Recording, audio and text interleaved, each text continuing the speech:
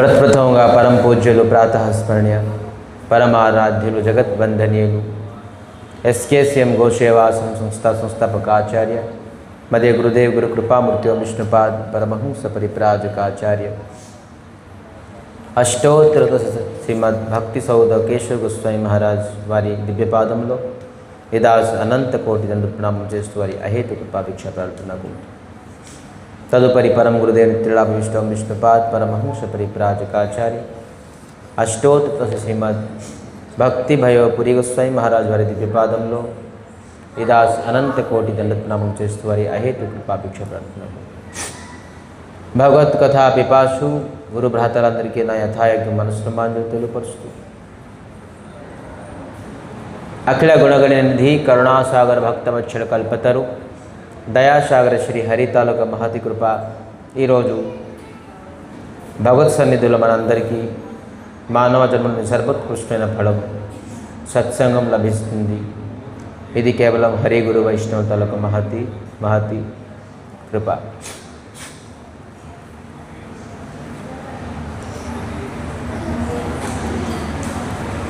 రామాయణంలోని సుందరాకాండ్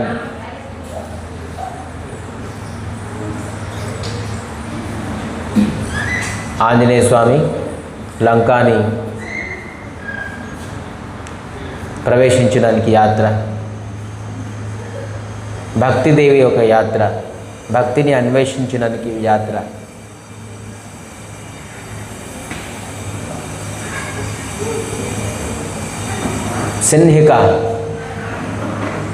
సిన్హిక యావదులకు ప్రతీకం రాగద్వేషం.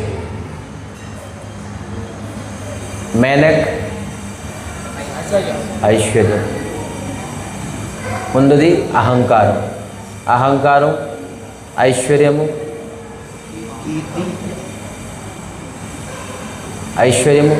మరి సుర్స అనేది ఎవరి ప్రతీకం?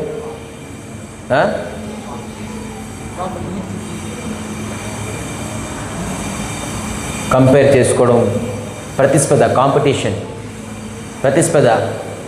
భక్తిలోని ప్రతిస్పద ఉండకూడదు, అహంకారం ఉండకూడదు, ఐశ్వర్యం పైన ఆసక్తి అవ్వకూడదు.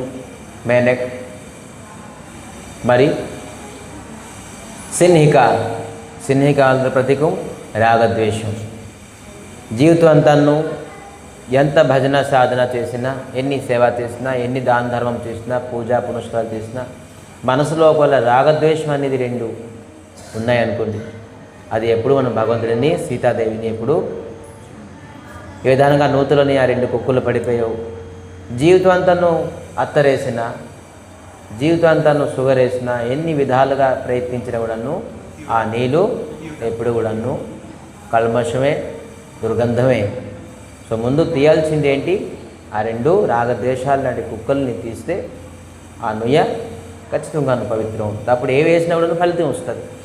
రాగద్వేషం లాంటిది రెండు ఈ శరీరంని మనసులో ఉంచుకుంటే మీరు ఎంత జపం చేయండి, ఎంత కీర్తన చేయండి, ఎంత సేవించండి, గుడి గొప్పలకు రండి, తీర్థయాత్రలకు వెళ్ళండి, ఏ ప్రకారంగా ప్రయోజనం లేదు. సో రాగద్వేషాన్ని మనం విడిచిపెట్టాలి అని ఎప్పుడైతే తనకి కొట్టి, రాగద్వేషాన్ని కొట్టి, సిన్హికాన్ని కొట్టి ఒకటేసారి ఇప్పుడు లంకాకి ప్రవేశిస్తారు. ఆంజనేయ స్వామి లంకాలో ప్రవేశించారు. మొట్టమొదటిగా ఎక్కడికి వెళ్ళారు? 3 పర్వతాలు ఉన్నాయి లంకాలోని 3 పర్వతాలు. మొట్టమొదటి పర్వతం ఏంటి? సుబైల్ పర్వతం. అక్కడికి వెళ్ళి రెస్ట్ తీసుకున్నారన్నమాట. రెస్ట్ అంటే ఎగిరి అక్కడ జంప్ చేసుకొని అక్కడ ఉన్నారు. ఎలాగా ఏరోప్లేన్ ఎగిరిన తర్వాత ల్యాండ్ అవుతుంది, ఆంజనేయ స్వామి ఒక రాకెట్ లాగా వెళ్ళి అక్కడ ల్యాండ్ అయ్యేది. ఎక్కడికి? సుబైల్ పర్వతం.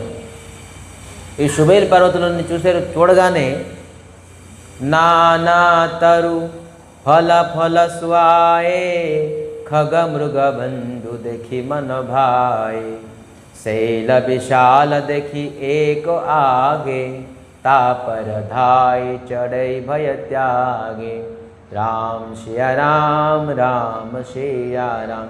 నానా తరు ఫల ఫుల అనేక వృక్షాలతో నిండి ఉన్నాయి, పుష్పాలతోని ఫలాలతోటి చక్కగా అద్భుతంగా నిండుకుడితో ఆ పర్వతం ఉన్నది. ఎలాగని కాదు, ఏదో అడవి అంటే అడవిలాగా కాదు. పళ్ళు, పండు, పుష్పము, కాయలు, చెట్లు, వనము, తర లత, అద్భుతమైన వనం. ఆ వనాన్ని చూసి ఖచ్చితంగాను అరే వచ్చాను చాలా తినలేదు ఇప్పుడు తింటాను అని ఆ ఫలాలను చూసి ఆసక్తి అవ్వలే ఆంజనేయ స్వామి. ఆ జలం వస్తుంది, ఆ జలాన్ని చూసి తాగుదామని దాకం కూడా అయ్యలేదు. లేదు, ఎప్పుడైతే సీతాదేవిని వరకు నేను దర్శించుకొని అప్పటివరకు నేను ఏ ప్రకారంగానూ నిష్ఠ. ఏకాదశిలో చాలామంది నిర్జలా చేస్తామని చెప్పేసి అంటారు, మధ్యాహ్నం వరకు ఉంటారు. మళ్ళీ మధ్యాహ్నం అయిపోయిన తర్వాత లేదు నీళ్ళు తాగేస్తే అవుతుంది. 2 కోతులు ఉండేవి, ముందే చెప్పుకున్నాను ఒకసారి. కోతులన్నీ మీటింగ్ పెట్టుకున్నాయి, బాణర్లన్నీ మీటింగ్ పెట్టుకునే ఏకాదశి చాలా శ్రేష్టమైనది, ఏకాదశి వ్రతం అందరూ చేయాలి. మీటింగ్ పెట్టుకున్నారు. సరే అందరూ చేద్దాం, అందరు మీటింగ్ గంట పెట్టుకున్నారు. మీటింగ్ పెట్టుకొని అయితే పారాయణ సమయం ఏంటి లేదు, తర్వాత నెక్స్ట్ రోజు 6 గంటలకి సరే మనం చేద్దాం. కొంతమంది బాణర్లు ఏమన్నారంటే అదే మనం ఎప్పుడు ఏకాదశి వ్రతం ఉండలేదు, ఇప్పుడు సడన్గా మనం ఏకాదశి చేస్తున్నాం, మన శరీరానికి సహకరిస్తుందో లేదో తెలియదు. ద్వాదశి రోజు మనం ఏ చెట్టు ఎక్కలేకపోతాం, పండు తినలేము, అందుకే ముందే పళ్ళు కోసుకొని ఉంచుకుందాం. ద్వాదశి పారాయణ వెంటనే మనం పారాయణం చేద్దాం. సో అప్పుడు మనకి ఎనర్జీ వస్తుంది. కోతులని సరే సరే ఇది బాగుంది మీటింగ్. కొంతమంది కోతులు అన్నారు సరే మీరు చెట్ల నుంచి కోసి పెడతారు, ఒకవేళ మీరు లెగిపోయిన పరిస్థితులు ఉంటే మీరు లెగిసి ఆ పన్ను తీసింది మీరు తినలేరు, అప్పుడు పరిస్థితి మీకు ఎవరు తినిపిస్తారు? మీరు అందరూ మీటింగ్ పెట్టుకొని ఏకాదశి చేద్దాం అనుకుంటున్నారు, మరి మీకు మీరు తినిపించలేరు. ఏం చేద్దాం, ఒక పని చేద్దాం, నోట్లోనే పెట్టుకుందాం. కోతులకి ఒకటి ఉన్నది కదా మనకి, ఇక్కడ సైడ్ని పెట్టుకుంటారు, బొగ్గలో పెట్టుకుంటారు, బొగ్గలోనే పెట్టుకుందాం. మరి ఇంకెందుకు, సరే ఏకాదశి ఇలా మీటింగ్ చేసుకుని అదే ఇంకా తెంపాము, నోట్లో పెట్టుకున్నాం, ఇంకెందుకు తినేయండి అందరూ, ఏం ఏకాదశి అని చెప్పేసి మొత్తం అందరూ తినేసారు. ఈ విధానంగా బాణర ఏకాదశి అంటారు. ఏకాదశి నిర్జల అంటారు, దాని తర్వాత నీళ్ళు తాగుతారు, తర్వాత పాలు తాగుతారు, తర్వాత ఫ్రూట్స్ తాగుతారు, ఇంకా అన్నీ ఉండలేకపోతున్నామండి. ఎండ ఎక్కువ, చాలా కష్టం అండి ఏకాదశి అని. సో నిష్ఠతో ఉండాలి. ఈ బాణర నిష్ఠలాగా ఉండకూడదు. బాణరులు ఎలాగా ఏకాదశి చేస్తున్నారు అలాగా ఏదైతే ఉంది స్వామి రక్షిస్తారు. శరీరానికి మనం భగవంతుడి ప్రీత్యర్థంగా చేసామనుకోండి ఖచ్చితంగా స్వామి రక్షిస్తారు. భగవంతుడు మనకి కష్టం ఇవ్వాలని వ్రతం చేయమని చెప్పారు. వ్రతం చేయడంలోని మన శరీరానికి ఇదే తపస్య.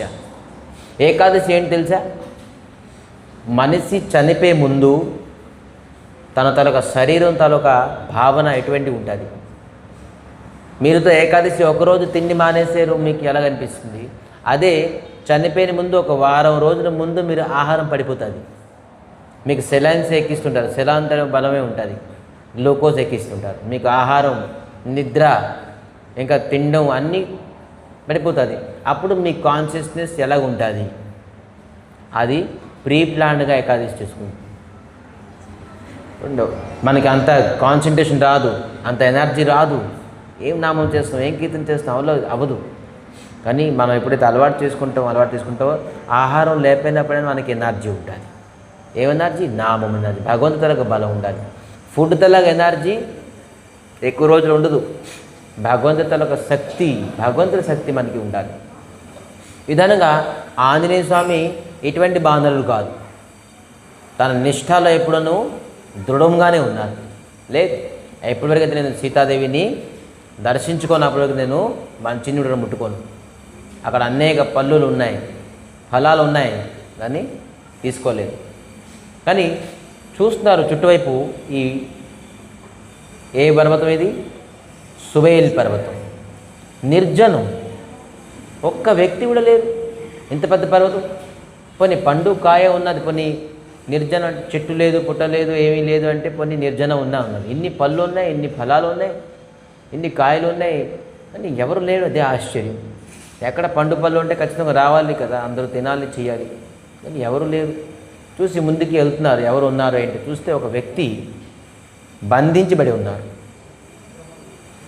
బంధించబడి ఉన్నారు. ఇతను ఎవరు? ఇక్కడ కట్టేసి ఉంచున్నారు. చూస్తే అడిగారు, మీరు ఎవరు? ముందు నాకు ఇది చెప్పండి, ఈ బంధనం నుంచి నాకు విముక్తి చేయండి. సరే అని చెప్పేసి ఆంజనేయ స్వామి బంధనం నుంచి విముక్తి చేశారు. మీరెవరు?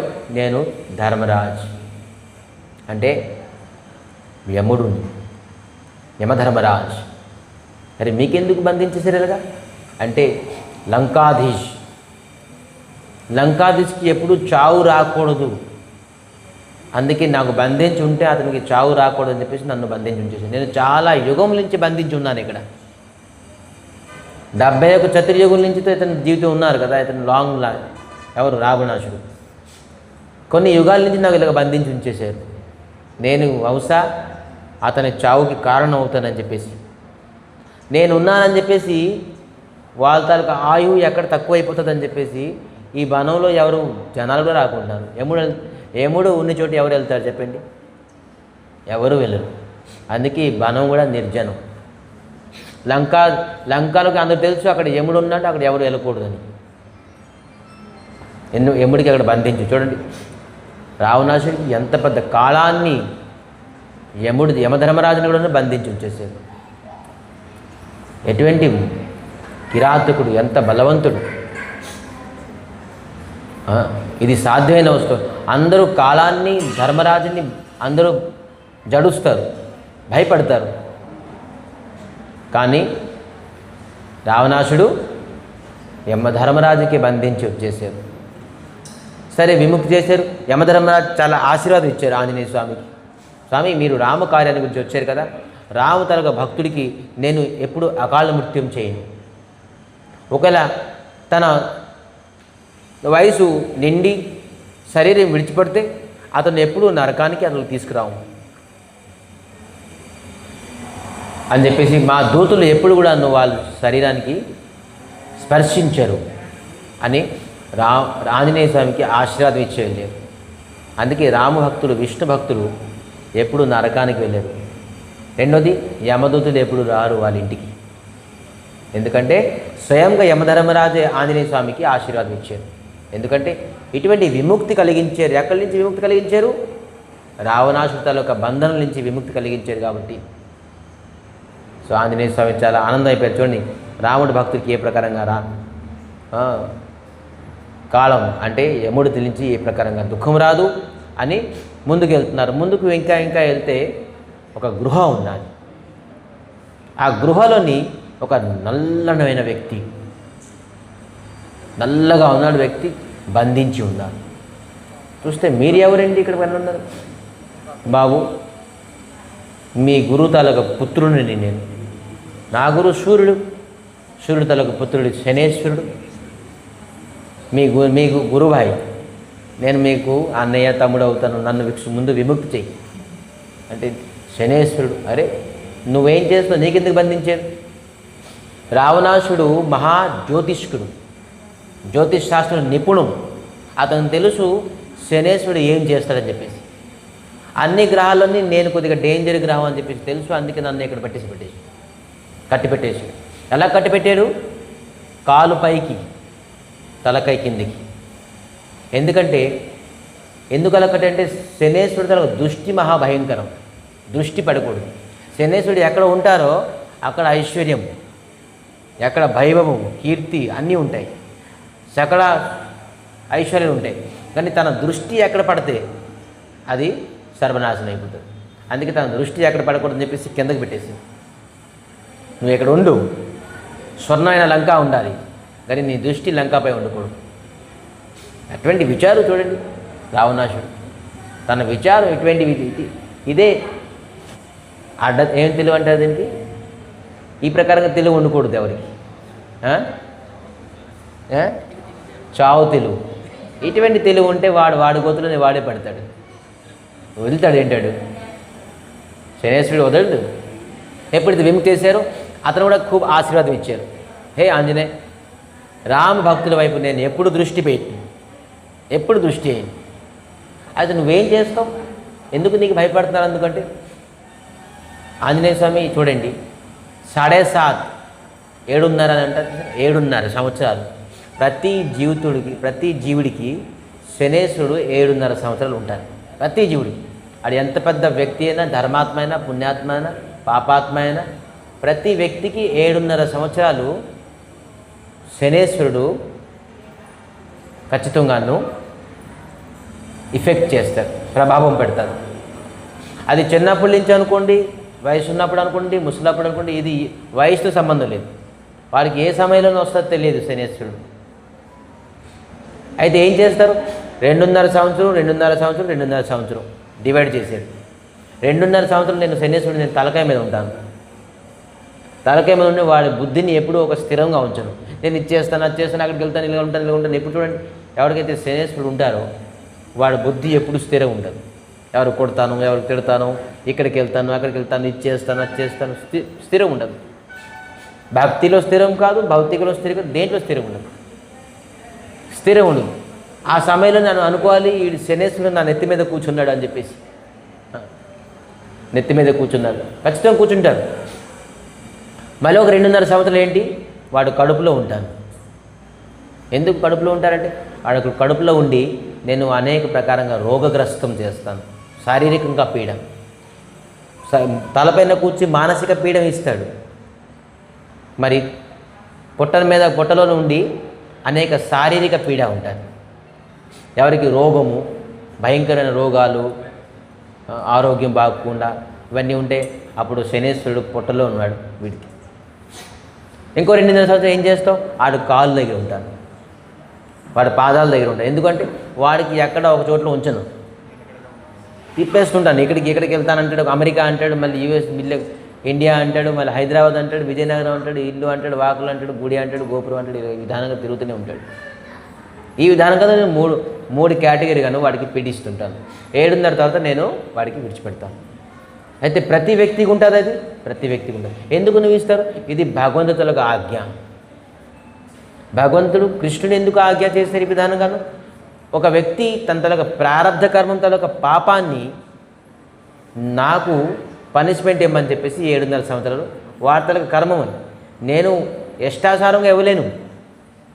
వాడి కర్మం ఏంటి, ఆడ పూర్వకమైన కర్మం ఏంటి, వాడి ప్రారంభం ఏం తీసుకొచ్చాడు, వాడికి ఆ ప్రకారం నేను డివైడ్ చేసుకొని ఇవ్వగలను.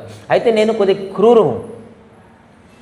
మిగతా గ్రహాలు వాళ్ళకి ఉపకారం చేస్తారు, అపకారం చేస్తారు, కానీ ఎలాగా సున్నితంగా చేస్తారు. బృహస్పతి అనుకోండి, గురువు అనుకోండి, మంగళ అనుకోండి, వాళ్ళు సున్నితంగా చేస్తారు.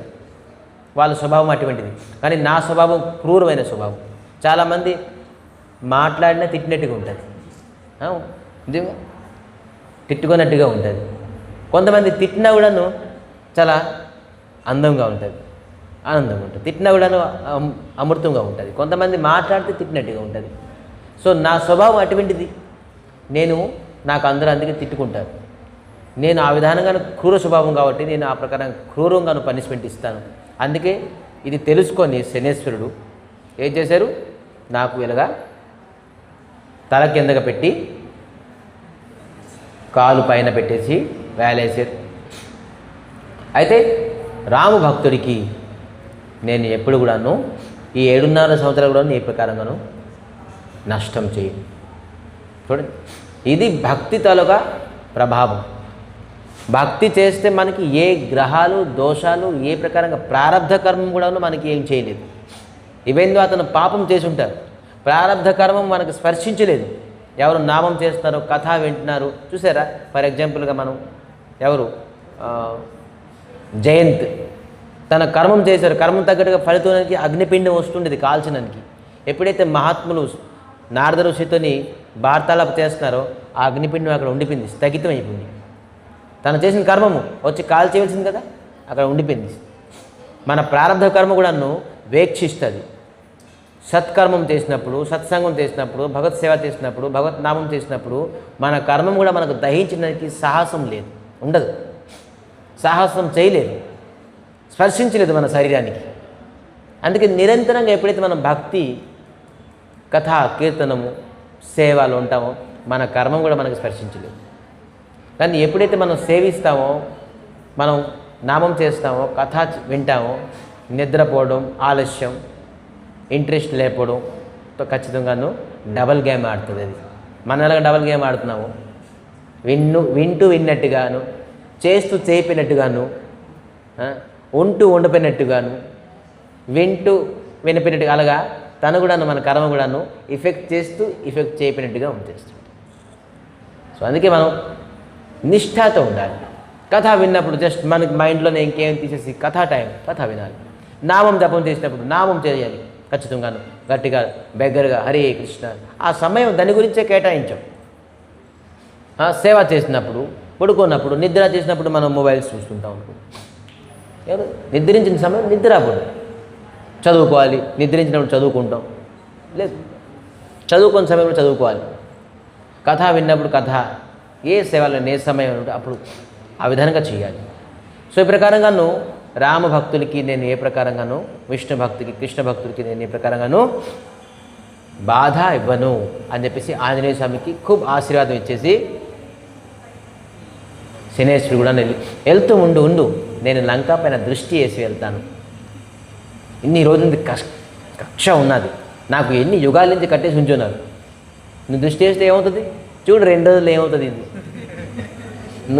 నీ వల్లే అవుతుంది, అది నేనే చేపిస్తాను.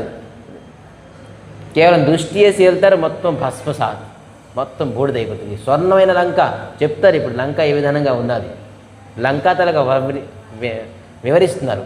లంక ఎటువంటిది, దీనికి స్వర్ణమైన లంక అన్నారు, బంగారం లంక అంటున్నారు. అది ఎలాగుండేది, ఎలాగున్నది అని చెప్పేసి చెప్తారు. సో విధానంగాను దృష్టి వేసుకొని వెళ్ళారు. మరి అందుకే ఇవాళ రేపు శనేశ్వరుడు ఏ గుడిలో ప్రతిష్ఠించారు, ముందు అలాగ లేకపోండేది. ఇప్పుడైతే ప్రతి గుడిలోని ప్రతిష్ఠిస్తున్నారు. ఎందుకంటే ఆ ప్రతిష్ఠించే గుడి తనొక వైభవము, ఐశ్వర్యం పెరుగుతుంది. కానీ తన దృష్టి ఎవరిపైన పడితే, అందుకే ఊరి చివరిపైన ఏదో ఒక గుడి ఏదో ఉండేది, అటువంటి గుడిలోని శనేశ్వరుడు ప్రతిష్ఠ. ఇప్పుడుతో శనేశ్వరుడు ప్రతిష్ఠిస్తే ఆ గుడిలో ఎక్కువ crowd,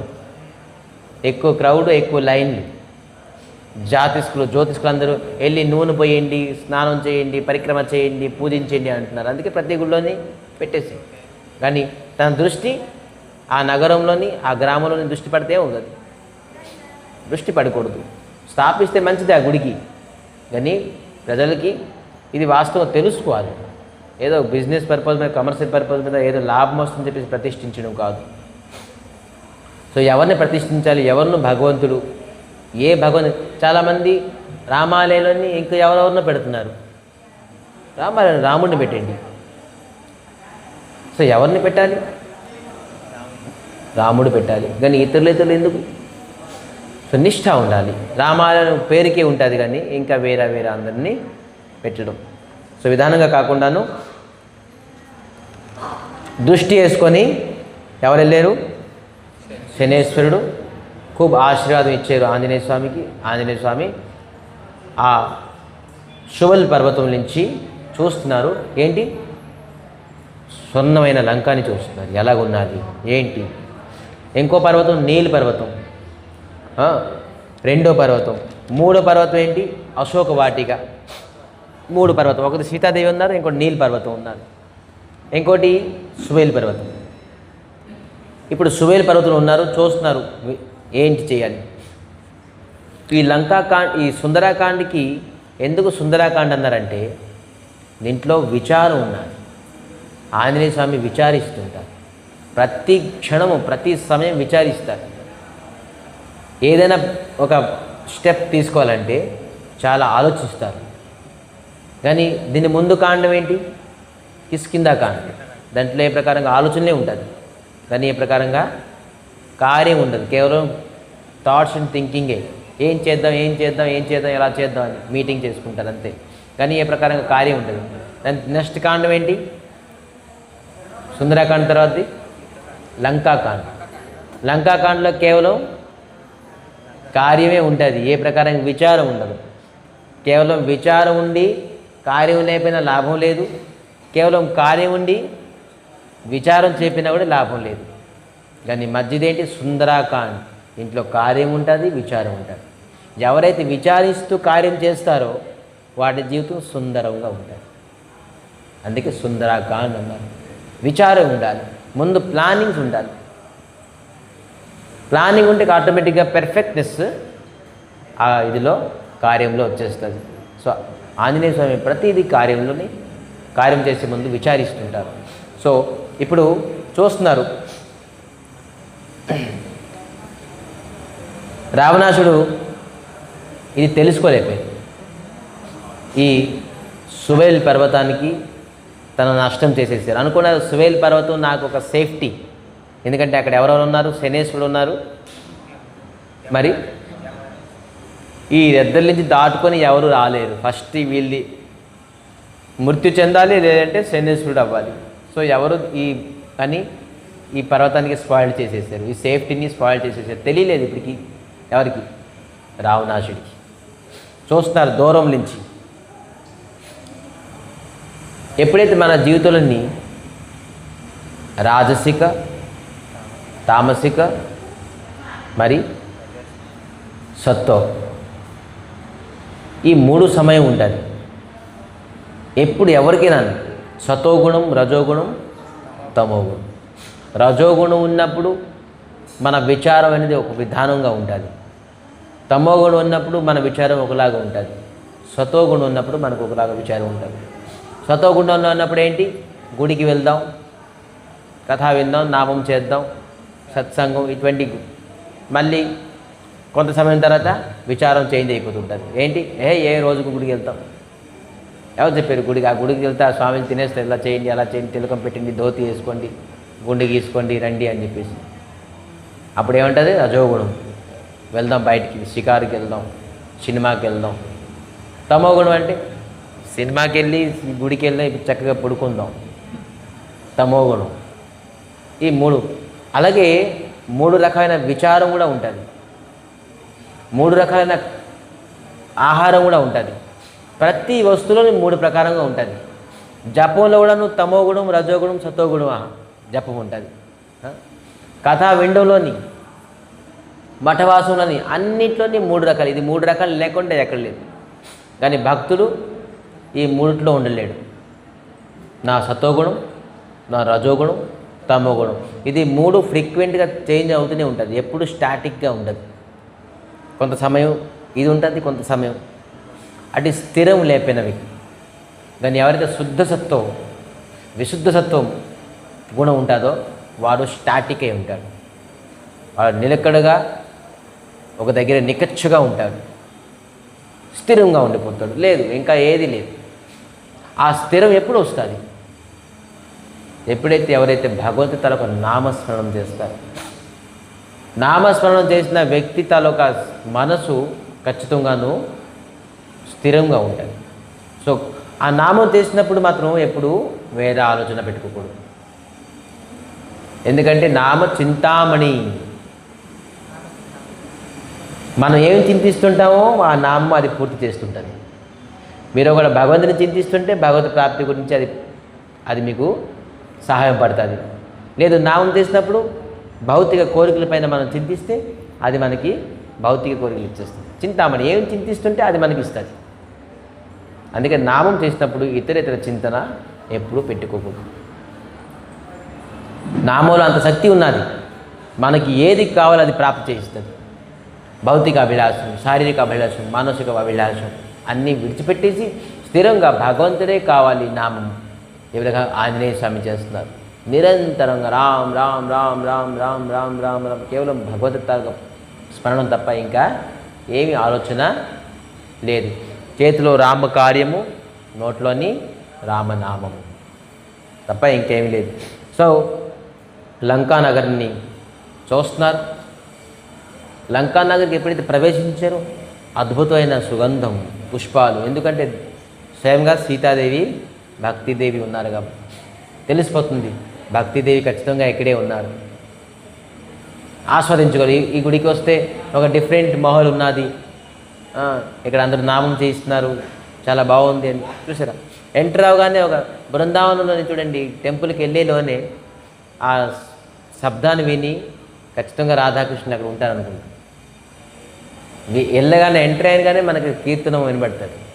chill chill chill chill chill అది రాధారాణి నృత్యం చేసినట్టుగా అనుకుంటుంది. అంత పాజిటివ్ వైబ్రేషన్. అలాగా సీతాదేవి అక్కడ ఉన్నారు కాబట్టి లంకాలో కూడా ఆంజనేయ స్వామికి ఆ వైబ్రేషన్స్ వస్తున్నాయి, ఆ పాజిటివ్. ఖచ్చితంగా సీతాదేవి ఇక్కడ భక్తిదేవి ఉన్నారు అని చెప్పేసి. సో చూస్తున్నారు ఏంటి,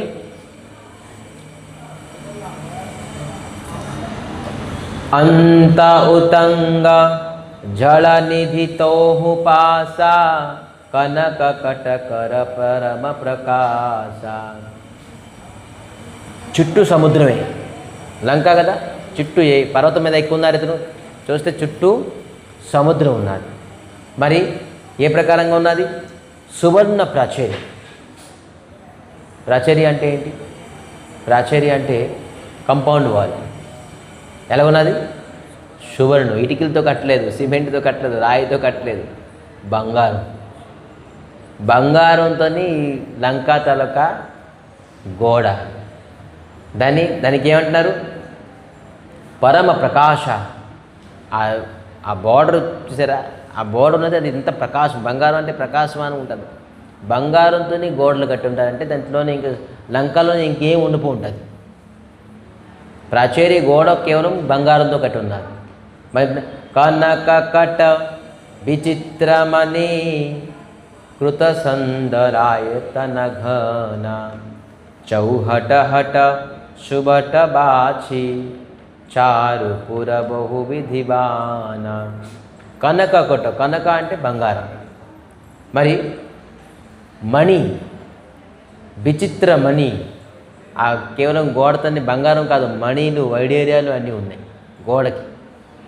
అది కూడా ఏంటి, కంపౌండ్ వాళ్ళకి. ఇంకా లోని ఏ ప్రకారంగా ఊహించుకోండి.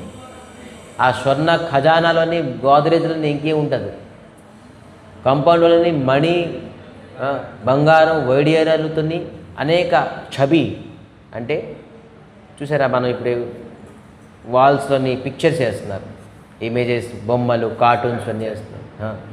అలాగే అనేక లీలలు, రావణాసురుడు లీలలు, రామలీలలు కాదు, కృష్ణలీలలు కాదు, రావణాసురుడు లీలలతోనే అనేక డ్రాయింగ్ చేస్తున్నారు దాంట్లో విధానంగా.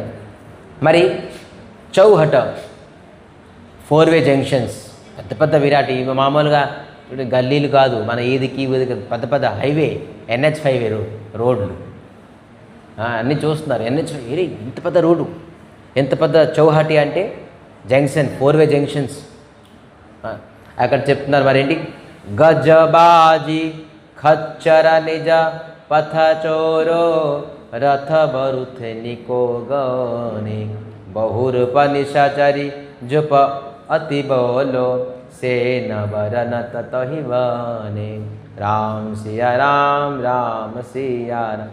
అనేక ఏనుగులు, గజ, మరి గుర్రాలు, ఈ ప్రకారంగాను రథము, గుర్రాల తర్వాత మరి విరాట్ నిశాచరులు. నిశాచరి అంటే ఏంటి, రాక్షసుడు. అతి బలవాన్, బహురూప నిశాచర, అతి బలసేన, మహాబలవంతులు. వాళ్ళు చూస్తే ఒక వ్యక్తి చూస్తే అది బలవంతం తెలిసిపోతుంది. విరాటుగా అయిన శరీర వాళ్ళను ఒక్కొక్కరు రావణాసుడికి, కుంభకర్ణుడికి చూస్తే అట ఒక పర్వతం ఆకారం ఉండేవాడు. ఎంత ఎత్తు, 6 ఫీట్ 8 ఫీట్ 10 ఫీట్ కాదు, ఒక నల్ల పర్వతం ఎలాగ ఉంటుందో అలాగ ఉండేవాడు. ఎవరు, రావణాసుడు, కుంభకర్ణులు, వీళ్ళందరూ. అటువంటి ఒక పర్వతం నిల్చుంటే ఎలాగ ఉంటుందో ఆ రావణాసుడు అలాగ ఉండేవాడు. ఈ రాక్షసులు కూడాను అలాగా అంతంత ఎత్తు, అంత బలము. ఆంజనేయ స్వామి ఇవన్నీ అబ్జర్వ్ చేస్తున్నారు, అంటే విచారిస్తారు. వీళ్ళందరూ ఏంటి, మరి ముందుకు వెళ్తున్నారు, ఏంటి ఆ పర్వతం చూస్తున్నారు, అన్నీ జూమ్ చేస్తున్నారు. మనం చూస్తే జూమ్ చేస్తే ఒక్కొక్కటి కనబడుతుంది, నగరంలో ఏంటి, ఇక్కడ రోడ్ ఉన్నదా. ముందు మనం ఏంటి, GPS చూస్తామా, లంకాతలో ఒక GPS ఆన్ చేస్తున్నారు.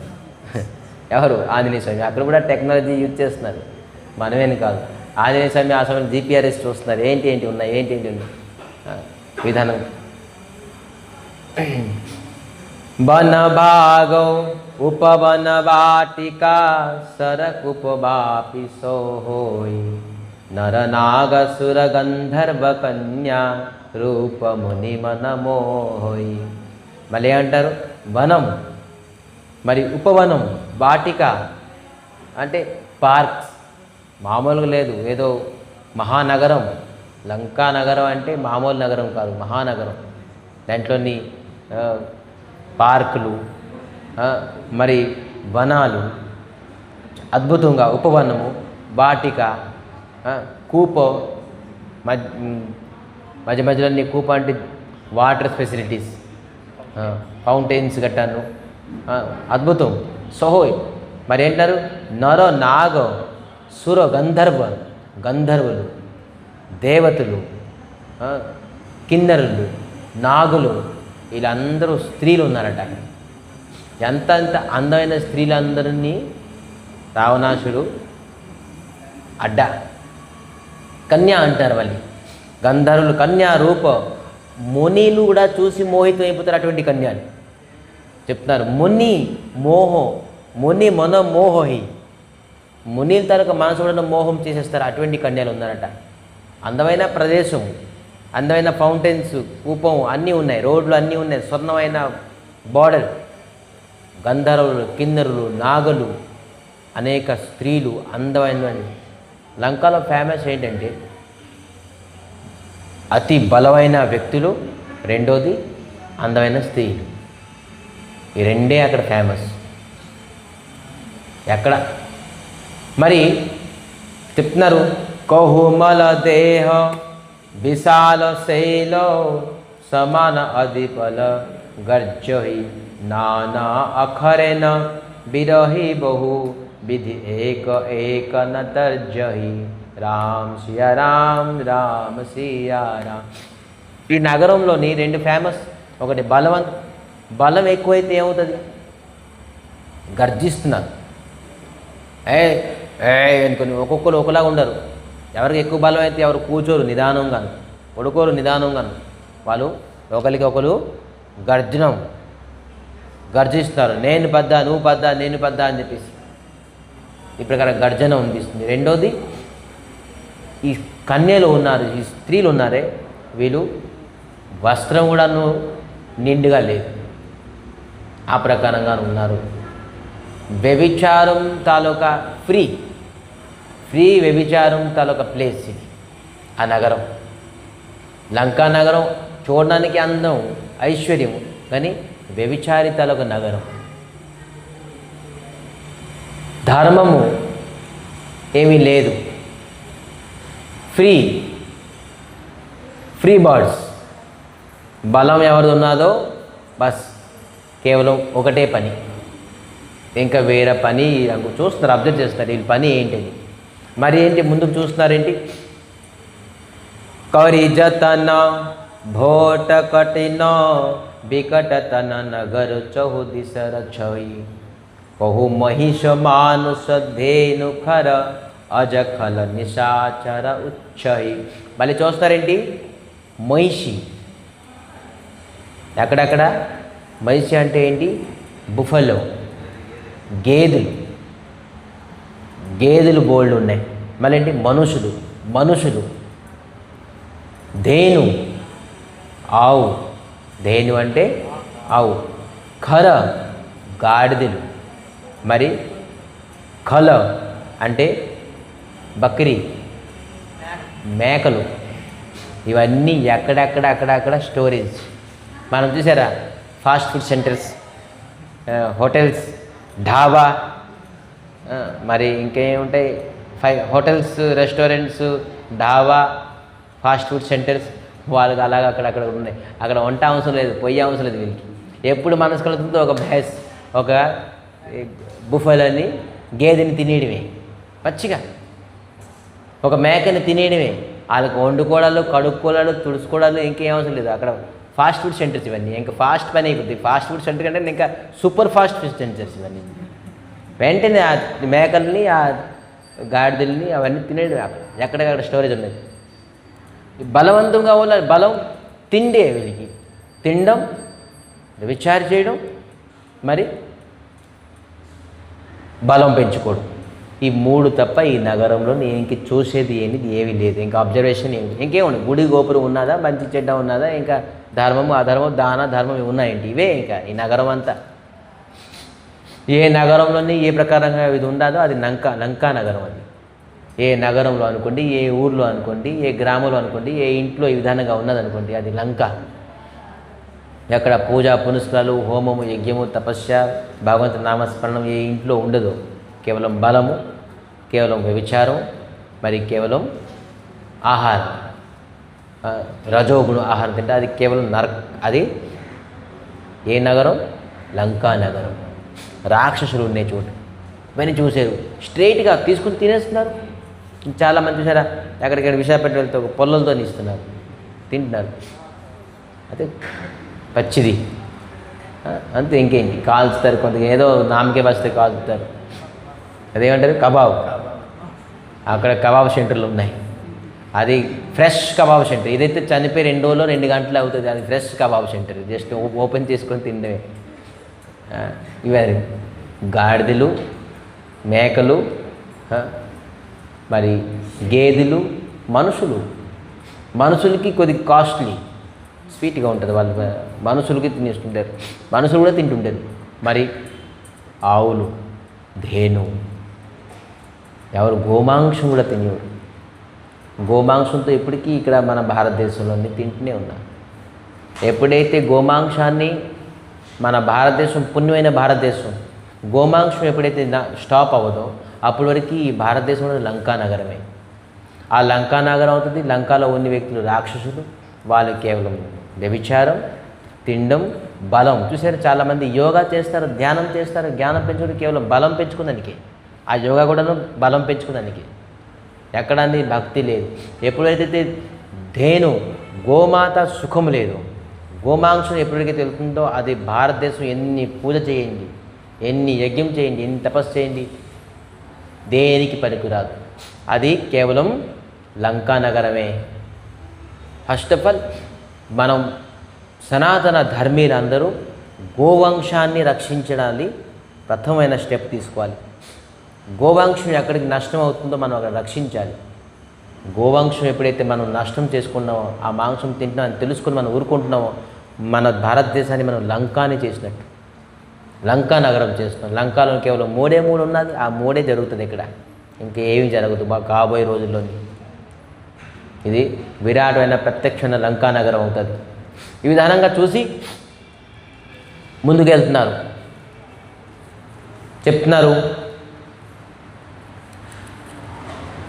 पुर रखवार देखी बहु कपि मन कीन विचार अति लघु रूप धरे निशि नगर कर परसारो राम सिया राम राम सिया राम.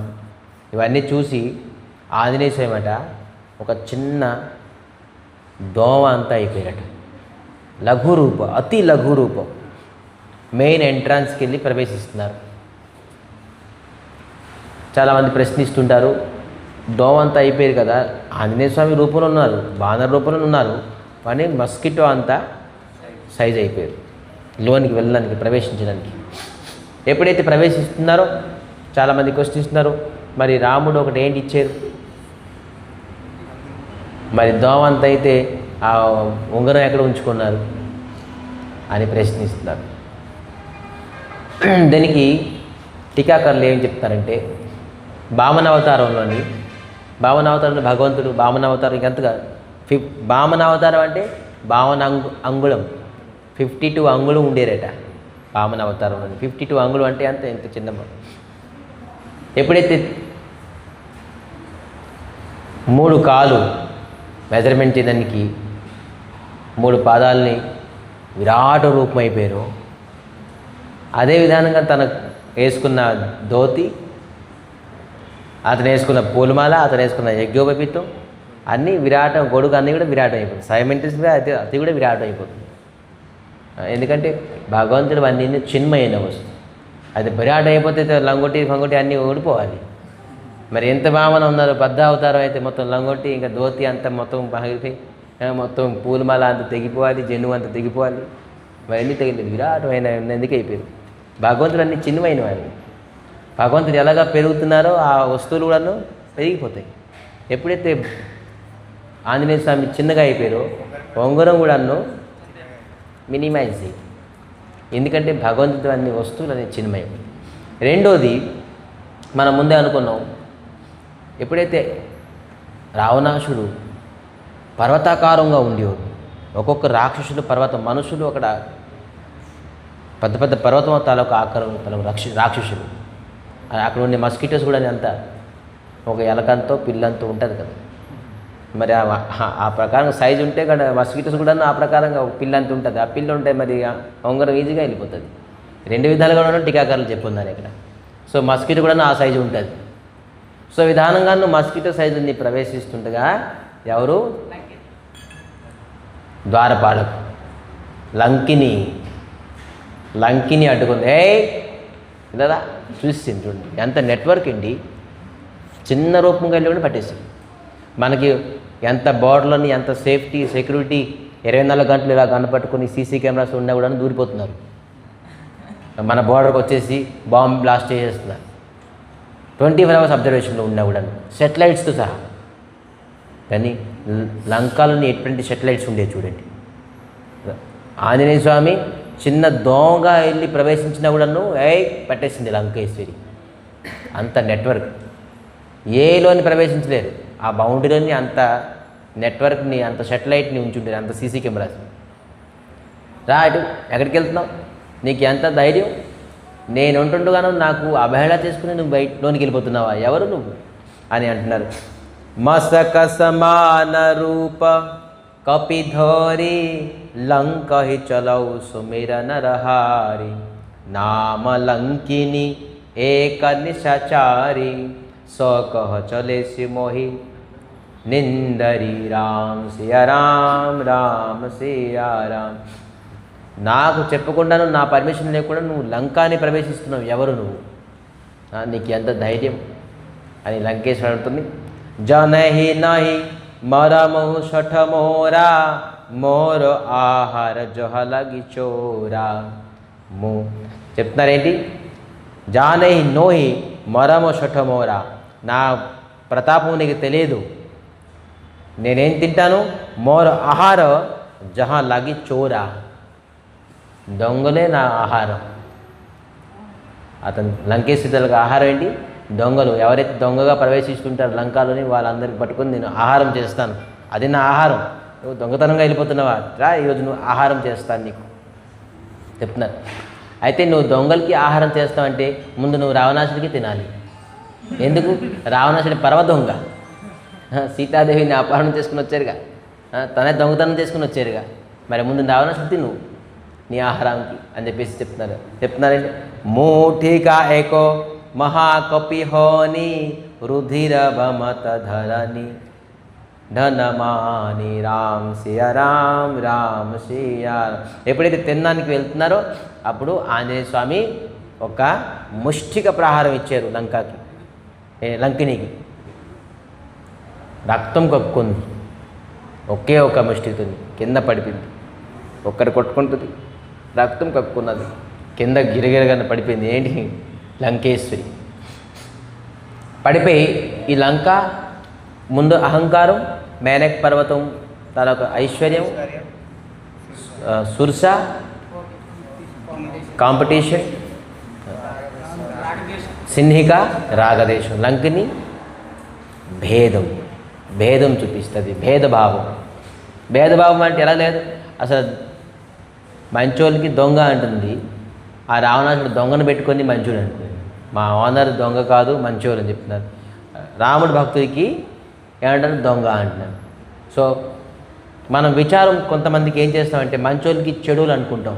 మనకి బాబు నీస్మాసలు తినకూడదురా, బాబు చక్కగా జపం చేయాలిరా, చక్కగా కథ వినాలి, చక్కగా మంగళారతి రావాలి అంటే వాళ్ళకి మనం తప్పుగా అనుకుంటాం.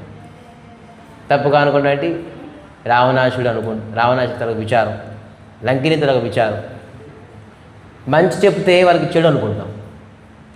చెడు చెప్పిన వాళ్ళు సిగరెట్ తాగరా, మందు తాగురా, బీచ్కి వెళ్దాం, సినిమాకి వెళ్దాం, ఇక్కడికి వెళ్దామంటే మంచోడు, మా ఫ్రెండ్ దోస్త్ అని చెప్పేసి వెళ్తాం. ఇది భేదభావం.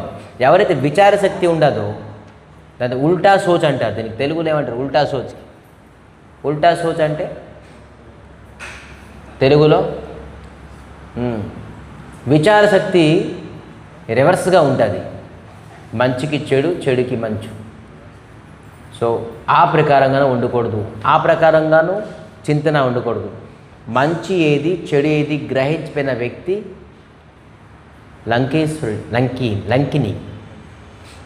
లంకినితో సమానం. ఎందుకంటే కంసుడికి ఏంటి మంచోడు అనుకున్నారు, ఆంజనేయ స్వామికి దొంగ అనుకుంటుంది.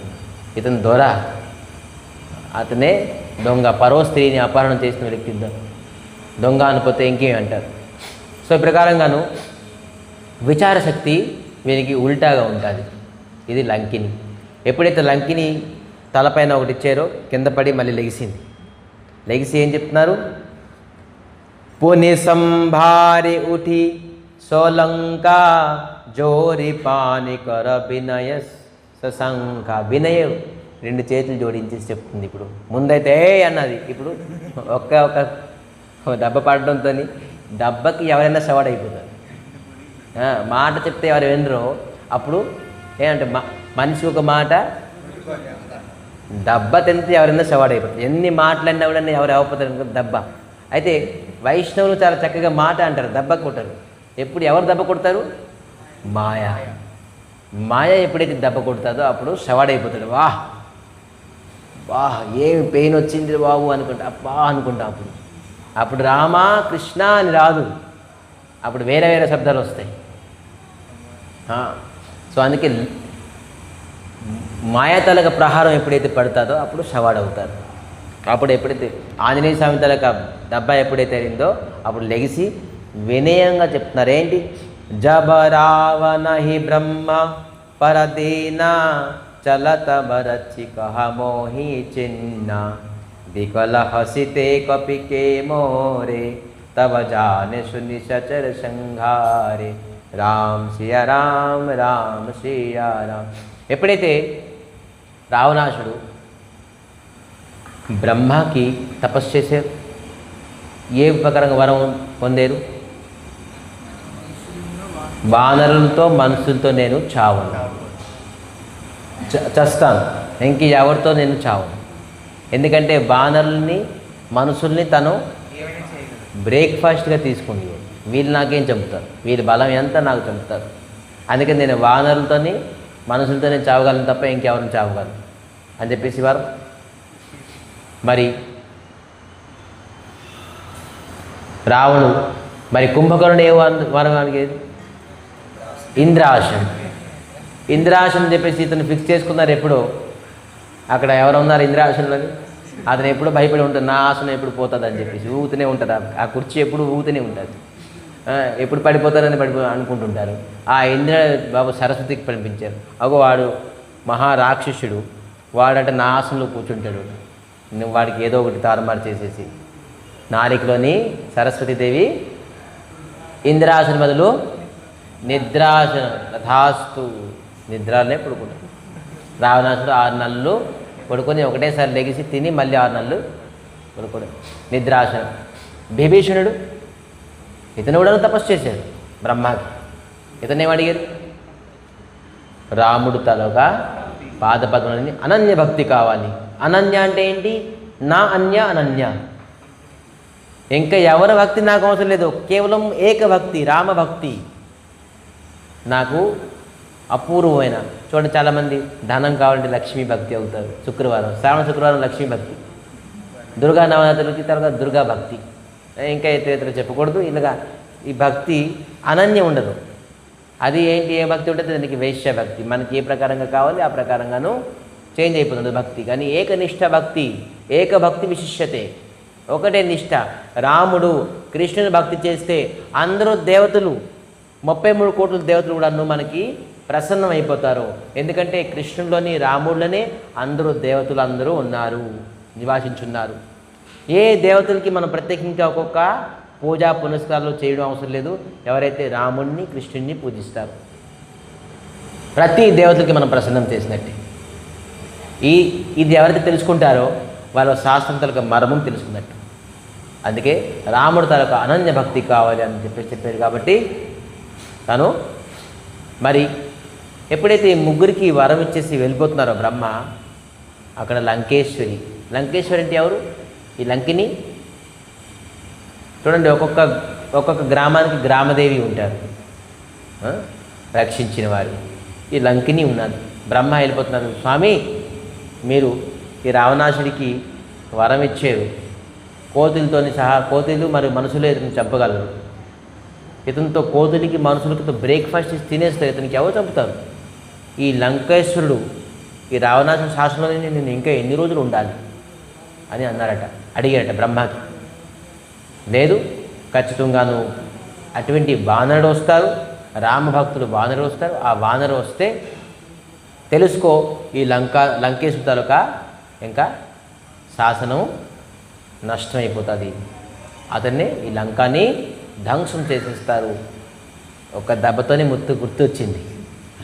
బ్రహ్మ నాకు చెప్పారు ఇది ఒక కోతి వస్తారు, నీకు కొట్టడంతోనే మొత్తం అంతా ఈ లంకేశ్వరుడికి మొత్తం అంతా ఇంకా లంకేశ్వర తలక బలం ఇంకా ఆధిపత్యం సామ్రాజ్యం నష్టమానికి వెళ్తుందని చెప్పేసి తెలుసుకున్నారు. అందుకే వినమ్రంగా చెప్తున్నారు. ఈ ప్రకారంగాను ఆంజనేయ స్వామి ముందుకు వెళ్తారు. ముందుకు వెళ్ళి ఎవరితో కలుస్తారు, ఏం అబ్జర్వ్ చేస్తారు, ఇంకా జూమ్ చేస్తారు ఎక్కడెక్కడ ఏమున్నది విచారం. డైరెక్ట్గా వెళ్ళిపోయారు లంకేశ్వరుడి దగ్గరికి. మొత్తం ఒక్కొక్కటి. ఎందుకంటే ముందు ఎక్కడికి వెళ్ళారు?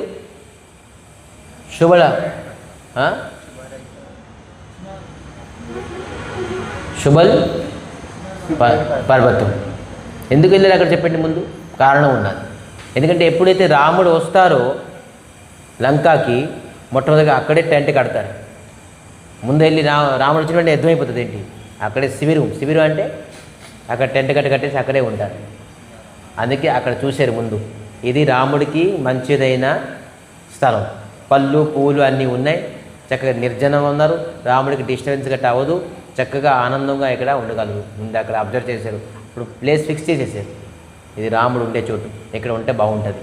ఇంక ఎక్కడెక్కడికి వెళ్ళాలి, రూట్ మ్యాప్, రాముడు ఎలాగ వెళ్తారు, ఏం చేస్తారు, రూట్ ప్లాన్స్, ఇవన్నీ బాణర్లు ఎలా వెళ్తారు, ఎంటర్ అవుతారు, ఎవరికి ముందు సంహరించాలి, ఇవన్నీ మొత్తం అంతా ప్లాన్ చేస్తారు ఆంజనేయ స్వామి. ఇదే విచారం అయిన తర్వాత కార్యాన్ని అమలుపరుస్తారు. అందుకే మనం ఒక కార్యాన్ని అమలుపరిచే ముందు ఫస్ట్ ఆఫ్ ఆల్ మనం విచారం.